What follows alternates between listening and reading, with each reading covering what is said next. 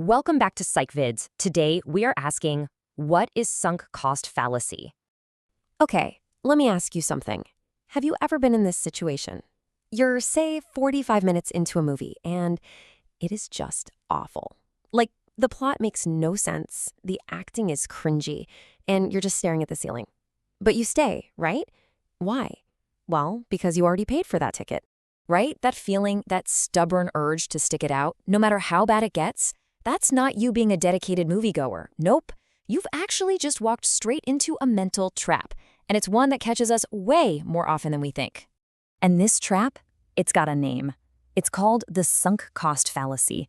Basically, it's this weird human tendency to keep throwing good money or time or effort after bad, just because we've already invested something.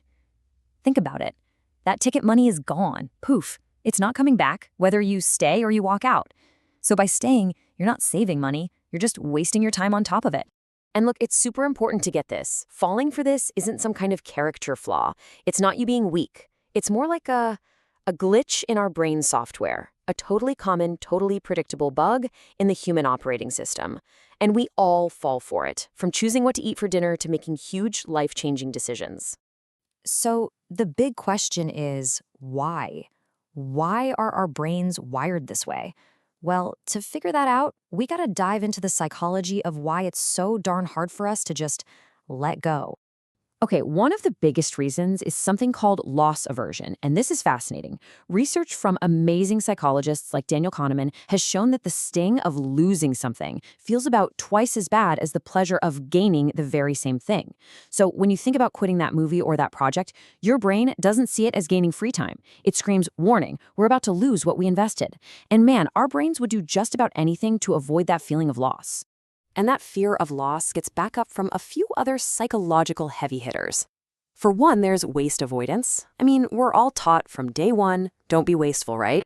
Then you've got our good old ego, which brings in self-justification.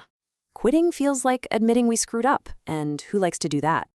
And finally, there's this thing called commitment bias, which is just our brain's desire to look consistent. I started this, so I have to finish it. All right, so once you have the glasses on to see this thing, you start seeing it absolutely everywhere. Seriously, it's not just about bad movies. It pops up in some of the biggest, most important parts of our lives. Just look at how this sneaky little bias shows up. In relationships, it's that voice that says, we've been together for so long, I can't leave now. Instead of asking, is this person right for my future?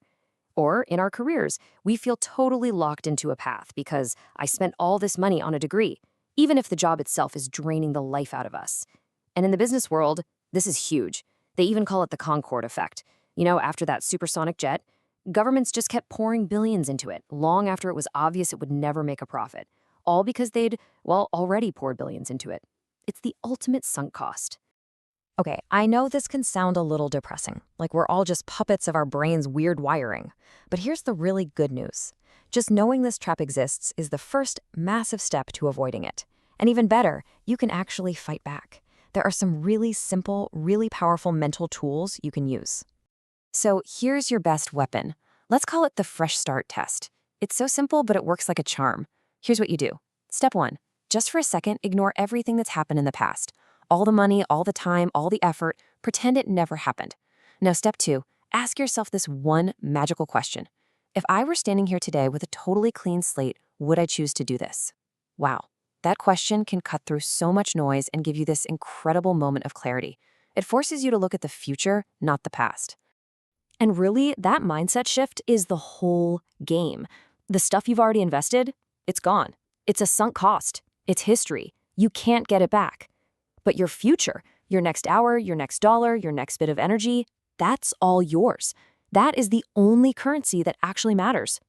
So I want to leave you with this thought. Take a second right now and think, what's one sunk cost in your life? What's that one thing you're sticking with only because of what you've already put into it? Maybe it's a project at work, a book you can't stand, or that gym membership you never use. I want you to give yourself permission to just drop it. Because remember, quitting isn't always failing. Sometimes it's the absolute smartest move you can make. Subscribe so you don't miss an episode.